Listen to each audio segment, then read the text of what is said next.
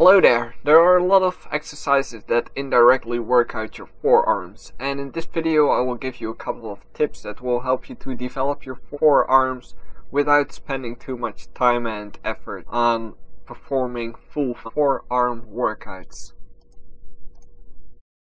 The tip that I want to start with is the indirect grip strength exercises, and these are very common exercises like pull-ups, chin-ups, hanging leg raises, and also dumbbell squats and deadlifts. Basically every exercise in which you hold a bar or a dumbbell or barbell. If you paid attention to the pull-ups that I did, you noticed that I was hanging on the bar for a while. You can use this as active rest, but I will tell you more about this later in this video. So here is another exercise that requires some forearm strength, and notice that there are some different grips that you can use. So palms of your hands facing towards you and the palms of your hands facing away from you, and this will all help you to build some different forearm muscles. A question that I often get to answer is how you can increase the size of your wrists. Well, actually you can't, because your wrists are mainly bones and tendons, and not that much of it is muscle. So you won't be able to increase the circumference of your wrists, but only of your forearm muscles.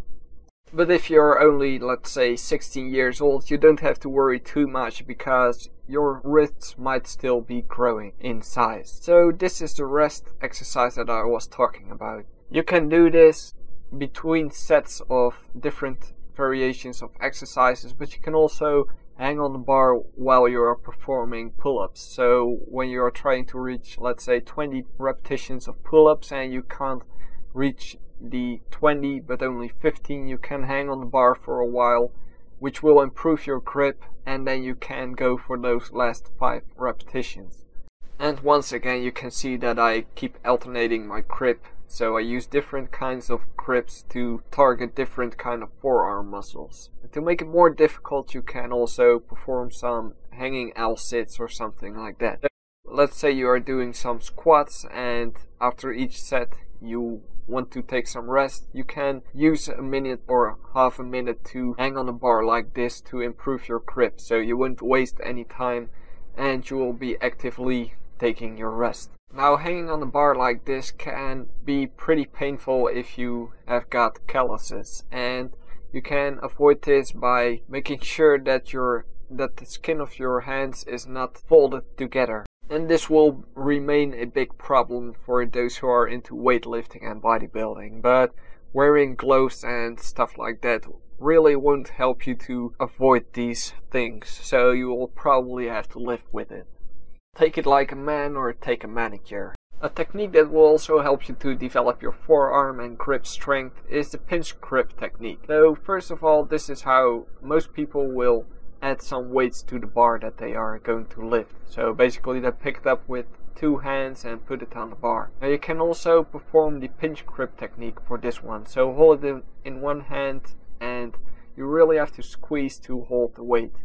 This is just an example of how you can apply it to your workout routine simply by making it useful, but you can also use the actual technique as an exercise on its own by performing pinch grip squats. And here you can see that the plates that I use are almost completely flat, so there is no way that I can hook my fingers underneath an edge. Here is a demonstration of the pinch grip squat, and the reason why you should squat and not just stand still with the plates is because the movement makes this exercise really difficult, and it will be very hard to hold on the weight for a long amount of time.